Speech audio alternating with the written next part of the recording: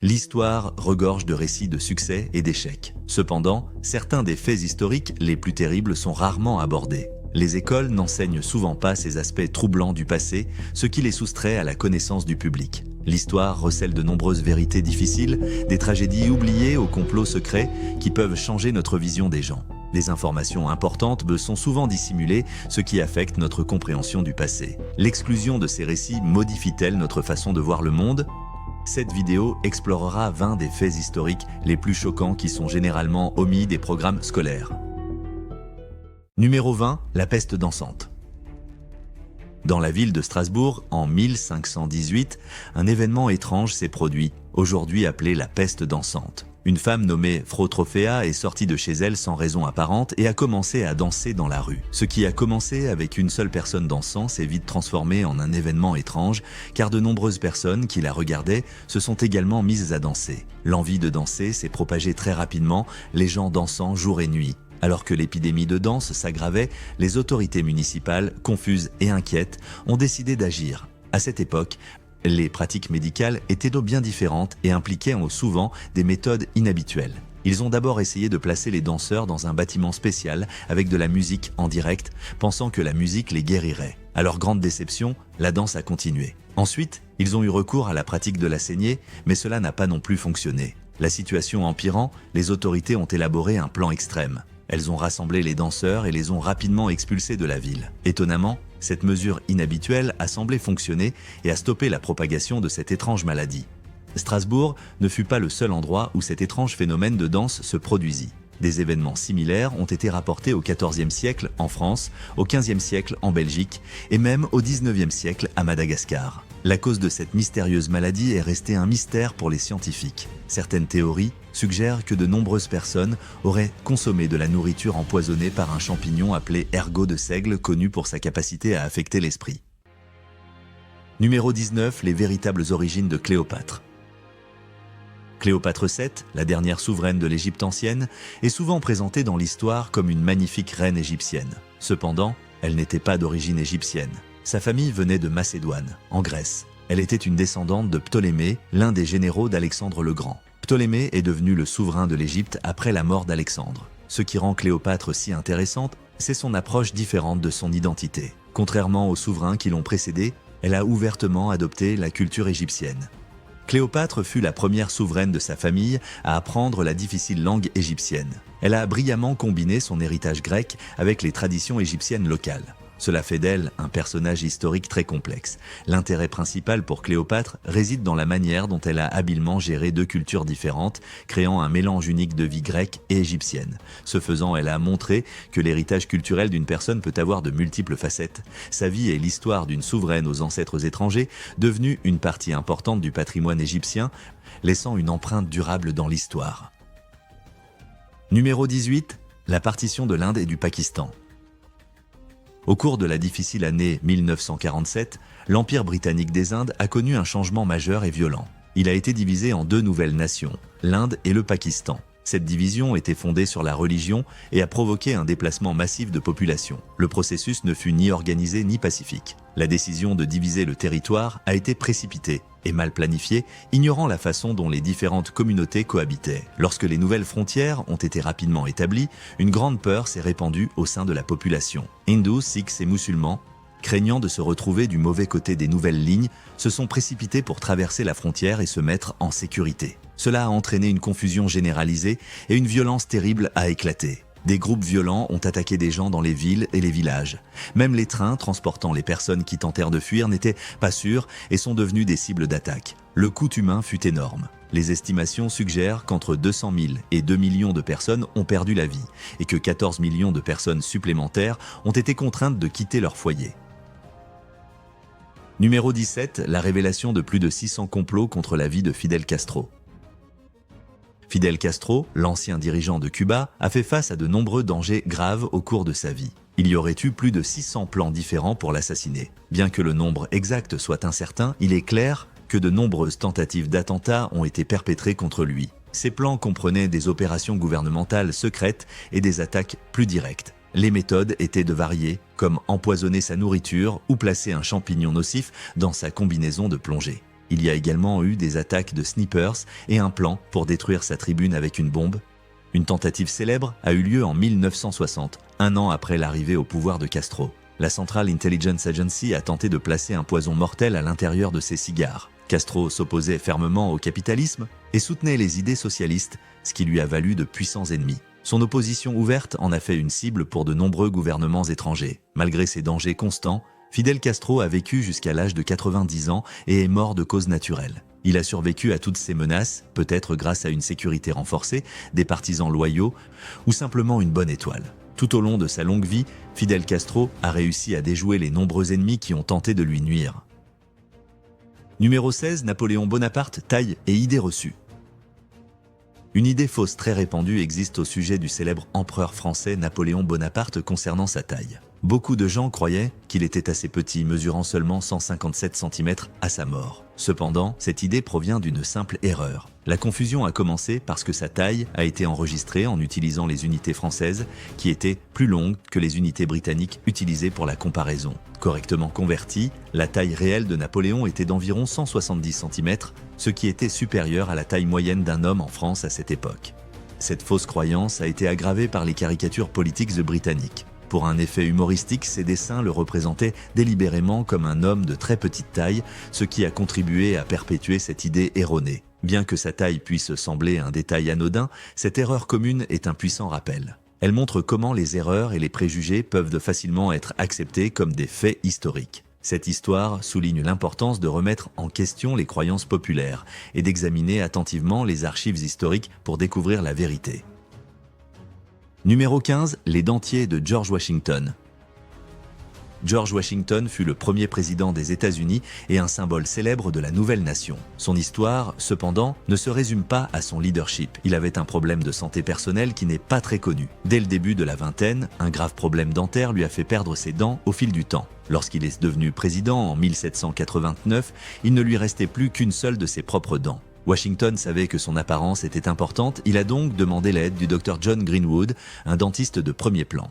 Beaucoup de gens croient que ces fausses dents étaient en bois, mais c'est un mythe populaire. Le bois n'était pas un matériau pratique, car il pourrirait rapidement dans la bouche d'une personne. En réalité, le Dr Greenwood a fabriqué 4 jeux de dentiers pour le président. Il a utilisé différents matériaux, dont de l'os d'hippopotame, de l'ivoire d'éléphant et même des dents humaines. Ces parties étaient de fixer à une plaque de base en or. Le travail du Dr Greenwood représentait une avancée significative dans la technologie dentaire.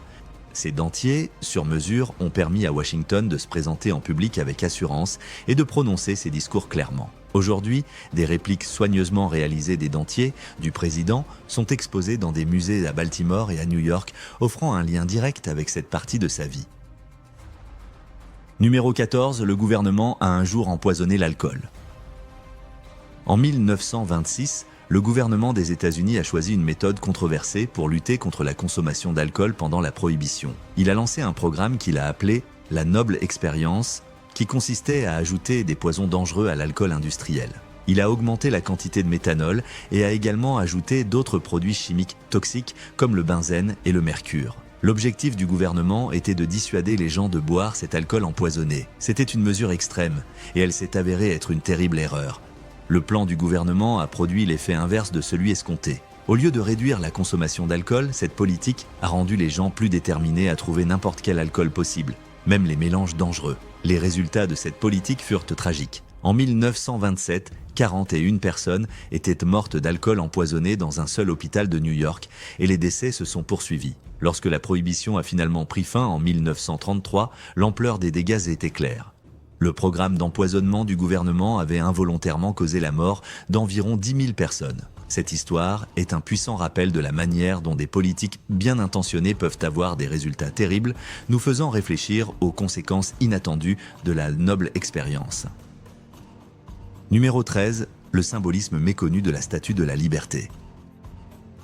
La célèbre Statue de la Liberté est un symbole de liberté se dressant dans le port et souvent associé à l'immigration. Cela est dû à son emplacement près d'Ellis Island, un point d'entrée historique pour de nombreux immigrants. Cependant, l'histoire originelle de la statue est différente. Elle a d'abord été créée pour représenter les idées des Lumières. La statue tient une torche pour symboliser la connaissance et une tablette qui marque la date de l'indépendance américaine. Cette grande statue était un cadeau de la France aux États-Unis. célébrant le 100e anniversaire de l'indépendance américaine et l'amitié entre les deux pays.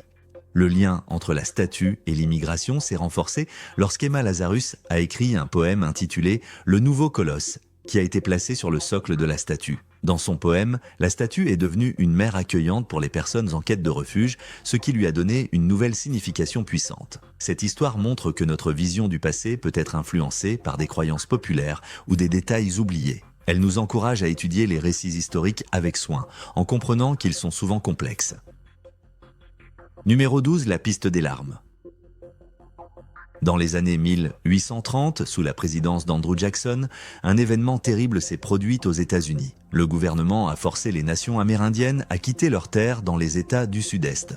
Elles ont été déplacées vers de nouvelles terres à l'ouest du fleuve Mississippi. Ce voyage forcé est connu sous le nom de la piste des larmes. C'est un épisode très triste et honteux de l'histoire américaine. Une loi de 1830, l'Indian Removal Act, a donné au gouvernement le pouvoir de le faire. Elle l'autorisait à prendre les terres des Amérindiens dans les régions cotonnières de l'Est. En échange, on leur offrait d'autres terres plus à l'ouest.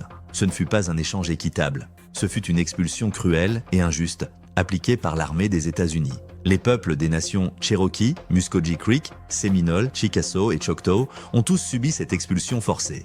Plus de 60 000 Amérindiens ont marché sur des milliers de kilomètres. Ils ont affronté des conditions météorologiques terribles sans nourriture, eau ou abri suffisant. En raison de ces conditions, de nombreuses personnes sont tombées malades et sont mortes de faim. On estime que 4000 Cherokees sont morts pendant le voyage. Les conséquences de ce déplacement forcé ont été dévastatrices. En plus des nombreux décès, ces nations amérindiennes ont perdu les terres de leurs ancêtres. Elles ont également perdu leur mode de vie traditionnel.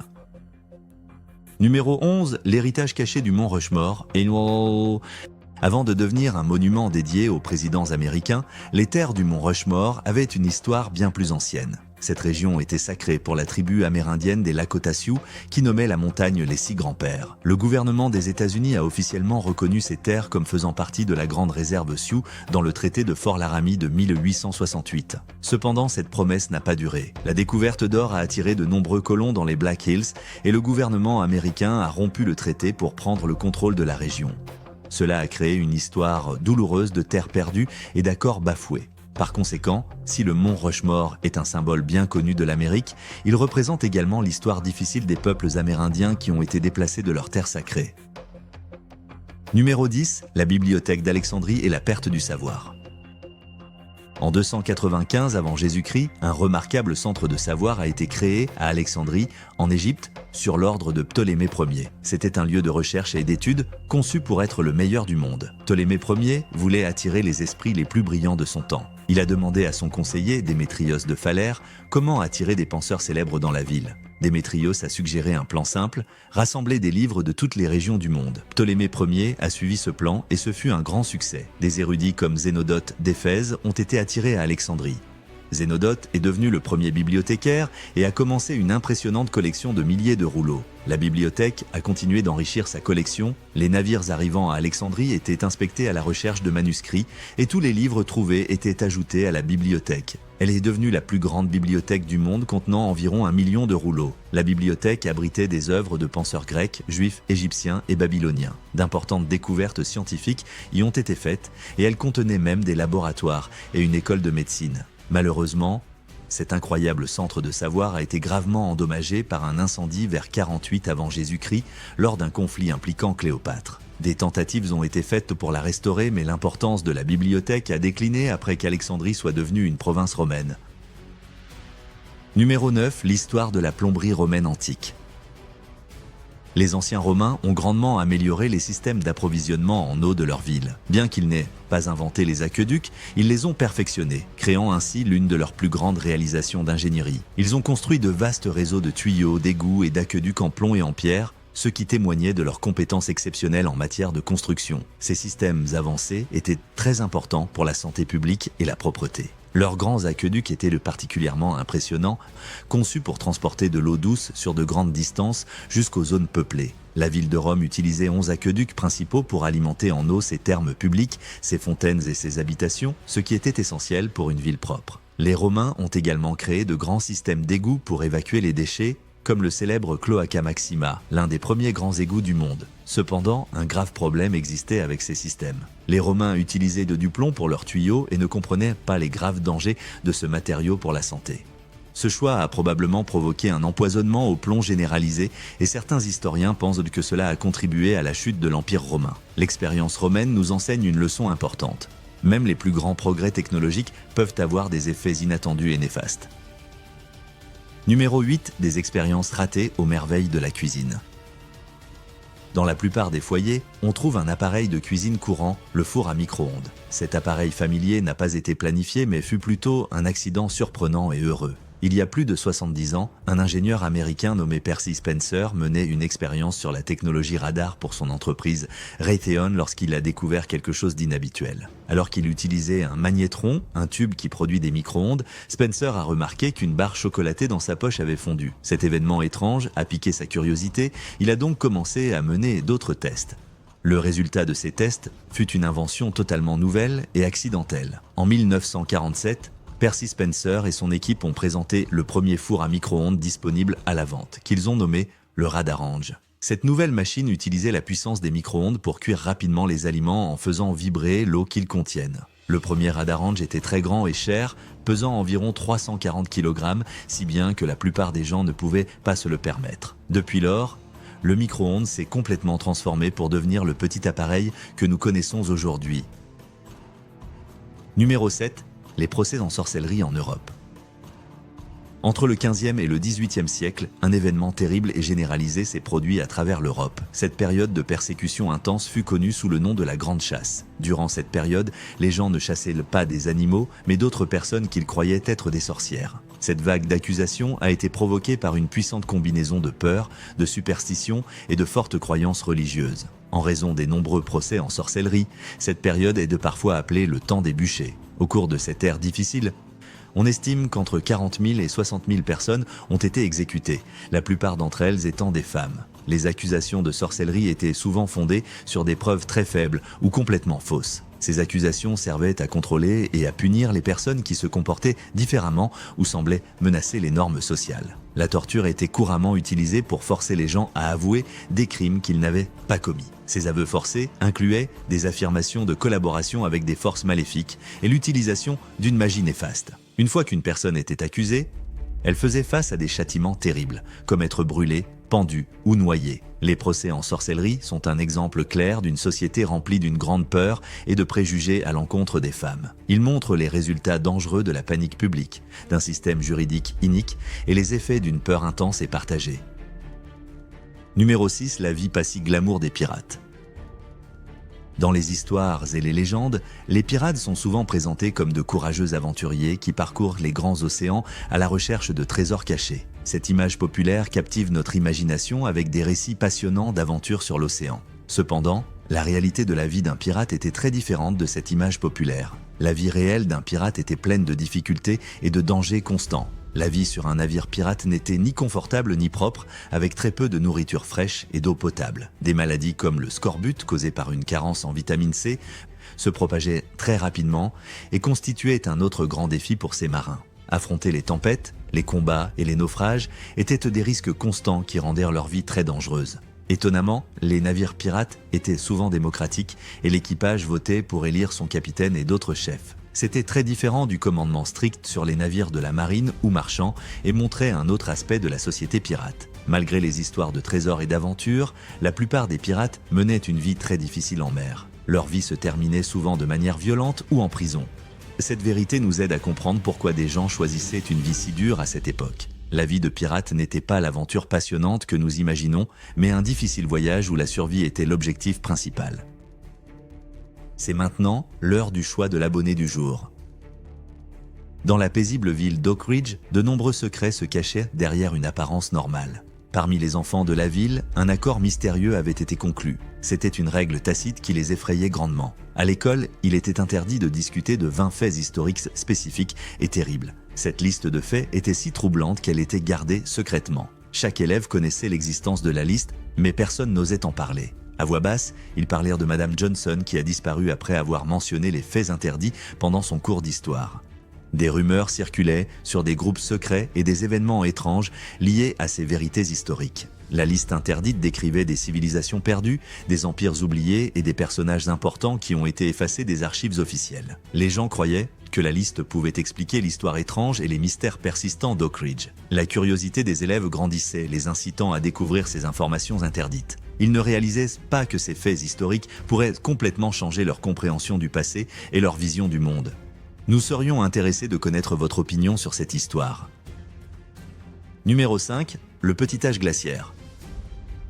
Le petit âge glaciaire fut une période de climat froid en Europe d'environ 1303 à 1850. Pour les gens qui l'ont vécu, le froid était une partie difficile de la vie quotidienne. La chaleur attendue de l'été n'arrivait pas et un froid constant recouvrait les terres. Les hivers longs et rigoureux sont devenus la norme et il y avait des gelées surprises même en juillet et en août. Au cours des années 1600, ce froid inhabituel a duré de nombreuses années, détruisant les récoltes et provoquant une famine généralisée. Le monde naturel est devenu un endroit difficile.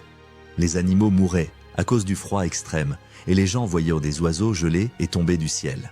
Alors que les gens luttaient pour survivre, les artistes peignaient des scènes de cette période difficile. Le tableau « Briser la glace » de George Morland montre une famille luttant contre des vents violents pour puiser de l'eau dans un étang gelé. Nous ne savons pas exactement combien de personnes sont mortes, mais beaucoup ont perdu la vie à cause de la famine, des maladies ou des températures dangereusement basses. Les scientifiques pensent que cette période froide a été causée par plusieurs facteurs.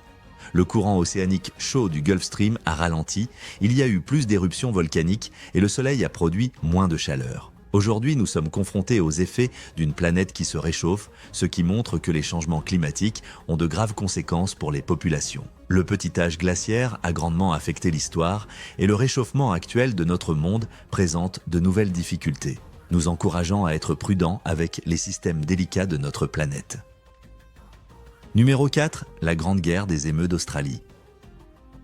Dans les années 1930, l'Australie a connu un conflit inhabituel connu sous le nom de Grande Guerre des émeutes qui a montré que de graves différends peuvent survenir entre les humains et la faune sauvage. Après la Première Guerre mondiale, le pays a fait face à une crise agricole aggravée par un adversaire inattendu, de grands groupes d'émeutes. Pendant leur saison de reproduction, ces grands oiseaux incapables de voler ont migré vers l'intérieur des terres et ont causé des dégâts importants aux nouvelles fermes d'Australie occidentale. Se sentant désespérés et frustrés, les fermiers, dont beaucoup étaient d'anciens soldats, ont demandé l'aide du gouvernement australien. Le gouvernement a réagi en envoyant une petite unité militaire équipée de mitrailleuses pour réduire la population d'émeutes. Cependant, les émeutes étaient rapides et résistants, ce qui en faisait des cibles très difficiles pour les soldats. Le public s'est indigné de l'échec de l'armée et du mauvais traitement infligé aux oiseaux. Suite aux plaintes du public, le gouvernement a mis fin à l'opération. Finalement, le gouvernement a adopté une solution différente en créant un système de primes, ce qui s'est avéré une manière plus efficace de gérer la population d'émeutes.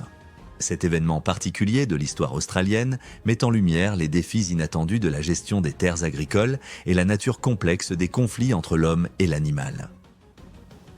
Numéro 3. La famine du Bengale de 1943. La famine du Bengale de 1943 est un exemple clair de catastrophe causée par l'homme. Cet événement terrible s'est produit dans l'Inde coloniale où il a causé la mort de 2 à 3 millions de personnes pendant la Seconde Guerre mondiale. La famine n'était pas le résultat de mauvaises conditions météorologiques ou de mauvaises récoltes. C'était la conséquence directe des politiques de guerre menées par l'administration britannique. Au Bengale, les rizières produisaient suffisamment de nourriture pour tout le monde. Cependant, le gouvernement britannique craignait une invasion japonaise et a pris des mesures extrêmes. Il a saisi et détruit les bateaux et les charrettes qui étaient nécessaires au transport des denrées alimentaires. En même temps, les réserves alimentaires ont été détournées vers l'armée au lieu d'être distribuées à la population locale. Cela a provoqué une forte hausse des prix du riz et a créé de graves pénuries alimentaires. Alors que les rapports de famine de masse se multipliaient, les efforts de secours ont été retardés par la guerre et par la négligence des responsables britanniques. Ce n'est que vers la fin de 1943 que l'ampleur de la famine a été reconnue et que des secours importants ont été organisés. La famine du Bengale est un exemple puissant des effets dévastateurs de la domination coloniale. Elle sert de rappel tragique du coût humain des décisions politiques. Numéro 2, le pape Grégoire IX a déclaré la guerre aux chats. Au cours de l'histoire, les gens ont eu des sentiments forts à l'égard des chats, allant de l'amour à, étonnamment, la haine. Un exemple inhabituel de cela s'est produit au XIIIe siècle, lorsque le pape Grégoire IX a mené l'Église dans une étrange campagne contre les chats. L'idée de ce conflit est venue d'un inquisiteur papal nommé Conrad de Marbourg, qui suivait les ordres du pape à la lettre. Conrad était un personnage mystérieux qui aurait forcé des gens à faire des aveux. Il leur faisait admettre des rituels secrets impliquant des chats et le diable. Ces déclarations douteuses, obtenues sous la torture, ont donné au pape une raison d'agir. En conséquence, l'Église est devenue très hostile aux chats, en particulier aux chats noirs, qui étaient donc considérés comme menaçants. Beaucoup de gens croyaient que ces animaux portaient l'esprit maléfique de Satan. Au cours des années 1233 et 1234, un événement horrible s'est produit. Les fidèles de l'Église ont organisé un massacre de chats à grande échelle. L'ordre officiel du pape avait transformé ces animaux de compagnie en boucs émissaires. Ils étaient désormais considérés comme des porteurs de pouvoirs maléfiques. Ce fut une période sombre provoquée par la peur et des croyances inhabituelles, où même des créatures gracieuses comme les chats n'étaient pas à l'abri de l'erreur humaine. Numéro 1. L'histoire de la langue anglaise.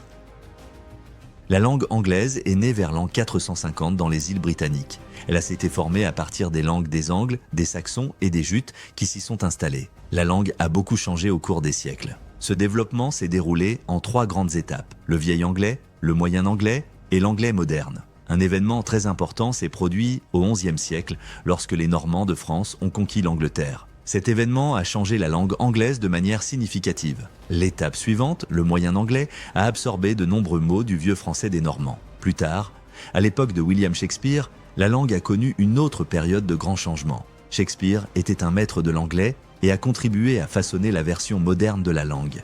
Il a introduit plus de 1200 nouveaux mots que nous utilisons encore. Son œuvre a grandement influencé le développement de l'anglais moderne, qui est aujourd'hui parlé par plus de 2 milliards de personnes dans le monde. Cette histoire montre comment la langue anglaise est en perpétuel changement. Le passé est présent dans les mots que nous prononçons aujourd'hui. Cela nous rappelle que la langue est vivante et en constante évolution.